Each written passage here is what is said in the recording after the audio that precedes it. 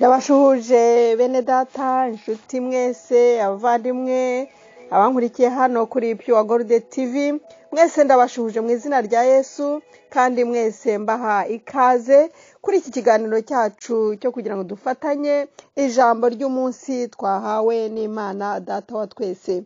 Mbere yuko turifatanya, nagira ngo mwese mbasabe duhuze umutima, duhuze mind imwe, duhuze ibitekerezo, mbese twerekeze twese imitima yacu ku mwami wacu watugiriye neza, ndetse n'Imana Data yaduhaye uwo mwami, yaduhaye umwami wacu Yesu Kristo.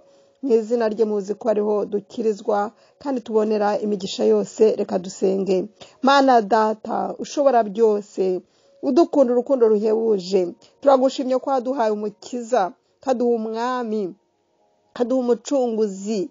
Mu izina rye harimo gukira indwara, gukira, akadukiza ubugingo, akadukiriza imitima, akatugirira neza buri munsi. Turagushimye rwose, ni ukuri turagusabye ngo umwuka wawe waduhaye nawe ari we mufasha, mujyanama, abane natwe muri aka kanya tugiye kumva iki tubwira mu ijambo ryawe. Byose tubisabye mu izina rya Yesu umwami wacu, amina. Nshuti bene data, reka dufatanye Zaburi ya 91 Imana yanshyize ku mutima. Iyi ni Zaburi nziza cyane idufasha. Duhereye ku murongo wa mbere haravuga ngo uba mu rwihisho rw'isumba byose azahama mu gicucu cy'ishobora byose. Ndabwira Uwiteka nti uri ubuhungiro bwanjye n'igihome kinkingira, Imana yanjye niringira.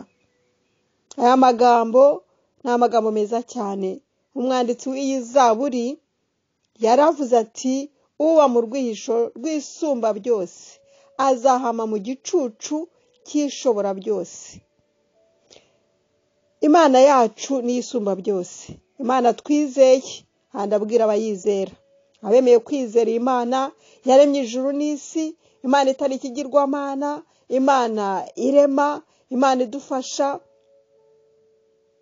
Abo ni bo nganira nabo, ariko n'abatayizi nabo ndababwira, kuko iyi Imana ikwiye kumenywa na buri wese. Niyo mpamvu Yesu Kristo yaje mu isi kudupfira no kwireherezaho buri wese uri hano ku isi, kugira ngo amwizere nawe amenye Imana Data wa twese yaturemye ikarema ibiri hano mu isi byose. Rero ijambo riratubwira, uyu mwanditsi wa Zaburi aravuga ati uba mu rwihisho rw'isumba byose azahama mu gicucu cy'ishobora byose. Nitwigumira mu rwihisho rw'Imana, nitwigumira mu rwihisho rwayo, tukagumamo, tukagera nk'uko ishaka, tukagera nk'ijambo ryayo rishaka, tugakora ibitunganye, tuzaba dufite amahirwe, tuzaba twibereye hahandi mu gicucu cyayo. Uri mu gicucu cy'Imana, ya miyaga ntabwo imugeraho, bya bindi biza bikunkumura bihitana benshi ntibimugeraho, kuko yibereye mu gicucu cy'isumba byose. Arahishwe, arafunitswe, aratwikiriwe, ari protege n'Imana ishobora byose. Izi ni inama tugirwa n'ijambo ryayo, yuko twakwigumira mu rwihisho rw'isumba byose, tukigumira mu gicucu cye. Haleluya! Gutyo tuzagiramo amahoro. Uyu mwanditsi wa Zaburi yaravuze ati ndabwira Uwiteka nti uri ubuhungiro bwanjye n'igihome kinkingira, Imana yanjye niringira.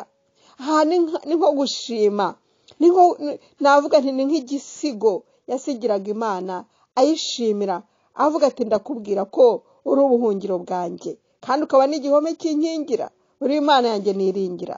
Reka natwe tuyishime uyu munsi wa none, tuyibwire ko tuyikunda, tuyibwire ko yagize neza kutubera ubuhungiro. Nanjye nuko ndayishima muri iki gitondo. Ndashimiye Imana, ndashima Uwiteka ushobora byose ko yambera ubuhungiro, akambera igihome kinkingira. Yo haleluya, reka tuyiringire kandi tuyibwire ko yatugiriye neza. Imana yacu niyo gushimwa, niyo gusingizwa. Ntabwo tugomba kuyisanga tuvuga ngo tukuzaniye ibibazo gusa, turagusaba gusa. Ahubwo uyu munsi ibuka gusingiza Uwiteka, ibuka kuyibwira ko yatugiriye neza, ikaduha umwana wayo Yesu Kristo, akaduha ubugingo buhoraho, tukaba tunezerewe. Abari mu Mana turanezerewe, abari mu Mana turashishe, tumeze neza, tufite amahoro. Haleluya, turahishwe. Abatari muri yo usanga bari mu bibazo bihoraho, nta mahoro, nta munezero, nta byiringiro, bari mu mirwano, bari mu bibazo bikomeye. Niyo mpamvu uyu mwanya nge nawe dukwiye kongera kwibuka ko Imana yacu dukwiye kuyibwira yuko dukwiye kubwira Imana yacu yuko yatubereye Imana nziza kandi ikatubera ubuhungiro n'igihome kidukingira. Tuyibwire, irishimira, nezerwa. Iyo umwana wawe aje akakubwira ati mama, papa, ndagushima ko uri umubyeyi mwiza, icyo gihe uranezerwa. Bakakubwira, bakakuvuga, baturi mwiza, bati watugiriye neza, turagushimira kutwitaho, utugaburira, ndetse ukatubera amaso, ukadufasha tukajya kwiga. Ibyo birashimisha cyane. Reka natwe Imana tuyibwire ibigwi byayo, tuyishimire ko yatubereye ubuhungiro, ko itubera ubuhungiro, ko ari Imana yacu twiringira kandi ikatwitaho, ikatugira neza, ikaturinda. Ibyo biranezeza cyane. Nicyo kintu nagira nkubwire ko ari ijambo ry'uyu munsi ryo kwirirwa wowe nanjye tubwira Imana ko ari Imana nziza, tuyibutsa ko yatubereye Imana y'ubuhungiro kandi ikatubera igihome kidukingira. Haleluya, twishima. Haleluya, reka dushime wene data. Mana, turagushima kuri ubuhungiro bwacu, turagushima kuri igitare cyacu, turagushima kuri igihome cyacu, turagushima ko tukwiringira. Uri data, uri igicucu cyacu, usumba byose. Haleluya, ikirutaho waduha umwana wawe w'ikinege, umwe gusa rukumbi, kugira ngo umwizera wese atarimbuka. Haleluya, ahubwo ahabwe ubugingo buhoraho. Turabigushimiye Mana, izina ryawe rihabwe icyubahiro. Byose mbisabye mu izina rya Yesu umwami wacu, amina.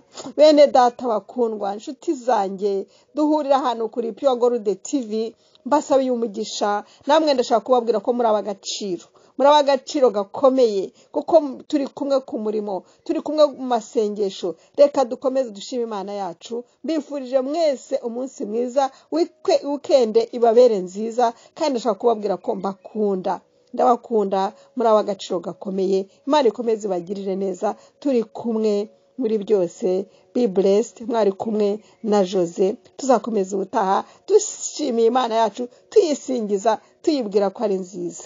Okay, umunsi mwiza mwese, weekend nziza, brothers and sisters.